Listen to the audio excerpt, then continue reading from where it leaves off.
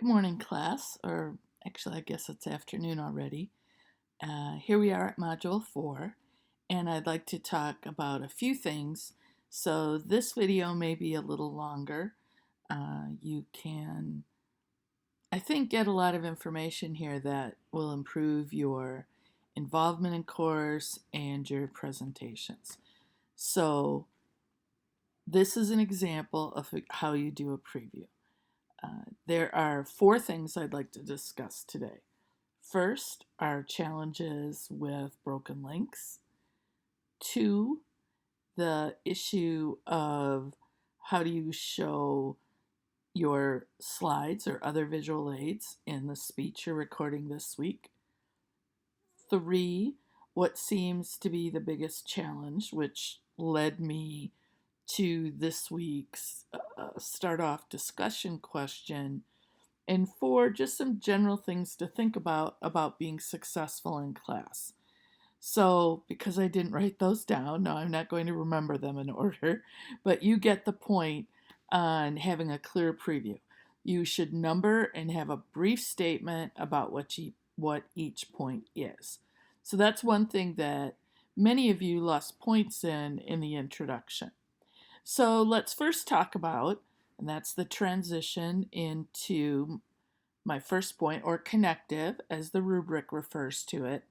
Let's first discuss the issue of broken links. Honestly, I have never had reports like this of broken links before, and I've been teaching at Baker probably 15 years, so I don't know what's going on. To make it more challenging, the uh, the technician says it's broken for him. It's not broken for me. And these are links that have been the same links and have never been broken. And they're not broken for everybody. So it's a mystery. But here's what I'll do when I'm done with these videos or this video. I will go back and check the couple links for this week. One thing to note, I did put the rubric for the informative speech when several of you told me it was broken in the announcements. So you can just go back to the announcement. It has rubric in capital letters and it's there. But I will look at the other links next. Next, so that's about broken rubrics or broken links. And now I'd like to talk a little bit about not just what the problem is, but what the solution is. So I will, as I said, post, fix whatever we need to do so you all can access them. But there's something that would help a lot that you can do. When you click on that link, on broken link, here's what I get in my email. Something that says you have a broken link in your course.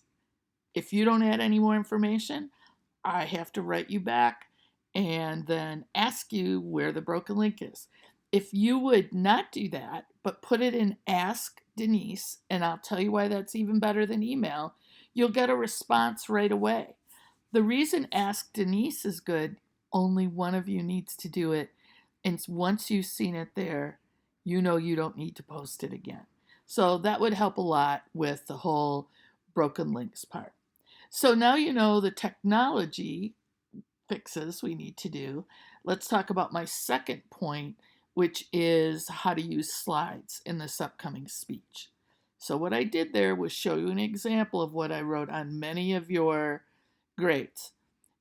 Not just saying and or so or also, but you wrap up one point, explain how it connects to the next point. If it doesn't, then you probably have something wrong with your organization for your speech. All right.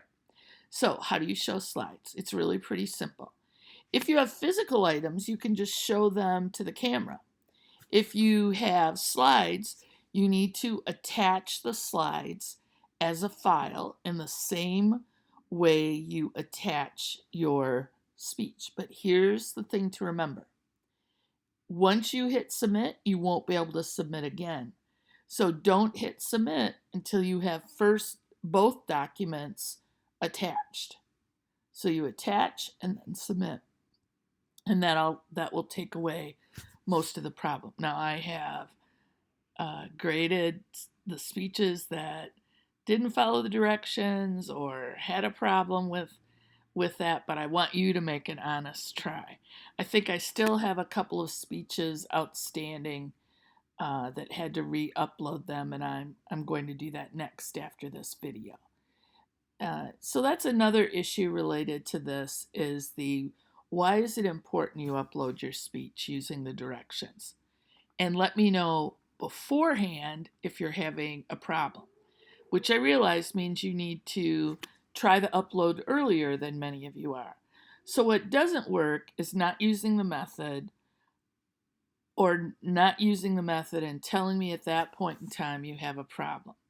If your video is too large, you need to adjust it. So as an example, when I started this video, there was a little bar that's arrowed, like a drop-down menu, that said, do you want high or best? Or it gave me a choice of the quality.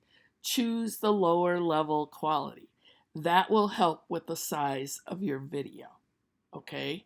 So if you can do that part, that should take away a lot of the size problems that you've had with the videos. And the other thing is, the other reason that this is a problem is it fills up my mailbox. And then you won't be able to communicate via that way. So pay a little bit more attention to that, and I think we can work it all out. And if you still have a problem, of course I'll work it out with you. So that's the point. That's not the point so much on using slides. Okay, that would be a problem in speech organization. Let's now talk about using slides. I was talking about uploading them. That's how I started. But I also need to tell you how to refer to them in your speech. Here's what you need to do. Blah, blah, blah, blah, blah, blah. And as you can see on slide 1, tell me what slide 1, what is your reason for showing me slide 1? What am I getting out of it? And then I know to bring slide 1 up. So you just have to tell me when to look at the slide. That's basically how it will work. If you're using something other than slides, that's another good question for Ask Denise. All right, so now you know more about the technology of uploads and specifically how to upload slides for this speech. The third thing I'd like to talk about that it is beyond getting all the technology right. It's getting the speech content right. And that would be introductions and conclusions. If you look at the rubric, which you all had before you did your speech, you will see that your introduction has several parts. And many of you are, the first one is attention getter. Attention getter is not, hello, my name is Denise. It has to be something like, I'm making this up off the top of my head. It doesn't mean it's great. So when we were little kids, we all played different jobs. And I remember what mine was, and it was being a teacher. We had this gorgeous upstairs loft area, except it wasn't called a loft then. Then if my cousins and my brother were there and some dolls or stuffed animals, they had to sit in a little row, and I would teach them. And I think about that a lot when I'm teaching today, as I bet all of you do think about your dream career. So today I would like to inform you about how teaching in the United States is different than teaching in other countries. Because I've been in education almost my whole professional life, I have a lot of experience of this knowledge, of this information. I have traveled to other countries and specifically seen many universities and some high schools there. And so that is what has informed me on this knowledge. And this is important to all of you, whether you have children or you plan to, maybe you have grandchildren. You care a lot about their education, and understanding where it's similar and where it's different may affect future decisions. So with that in mind, I'd like to preview my main points, blah, blah, blah. Not great, not the best attention getter, but it can't be what your name is and what your topic is. The topic comes later. You start out with your story, your image, your comic strip, your video clip, your quotation, whatever it might be, but you've got to use one of those devices. Yes, it is true, as many of you have said, delivery is part of getting attention and confidence, but it's not enough. To say who you are confidently is not an attention-getting intro.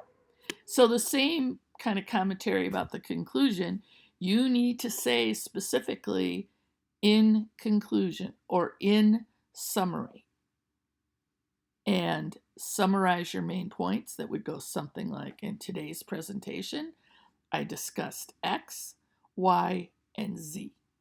Okay? Then you need this memorable part.